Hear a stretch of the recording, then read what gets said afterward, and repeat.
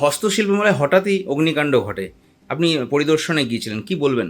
হ্যাঁ, আমরা mines board of হেলথের একটা মিটিং চলছিল, সেখানে খবর আসে যে হস্তশিল্প মেলায় আগুন লেগেছে। আমাদের মিটিংয়ে ডিস্ট্রিক্ট ম্যাজিস্ট্রেট ছিলেন, তিনি তৎক্ষণাৎ ছুটে যান, অন্যান্য অফিসাররাও ছুটে যান এবং আফটার মিটিং আমিও শেষে খবর পেয়ে যাই। মানুষের ক্ষয়ক্ষতি হয়েছে, কিন্তু তৎপরতায়, প্রশাসনিক তৎপরতায় আগুন বেশি দূর ছড়ায় না।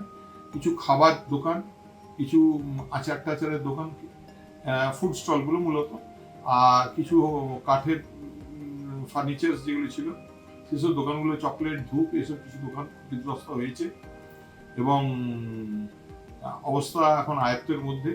আমি নিজেও গিয়েছিলাম, যারা আগুনে ক্ষতিগ্রস্ত হয়েছেন তাদের সঙ্গে কথা বলেছি এবং সরকার তাদেরকে ক্ষতিপূরণ সহ সমস্ত পাশে দাঁড়াবার প্রতিশ্রুতি দেওয়া হয়েছে এবং আজ থেকে বিভিন্ন ইন্সপেকশন শুরু হয়েছে।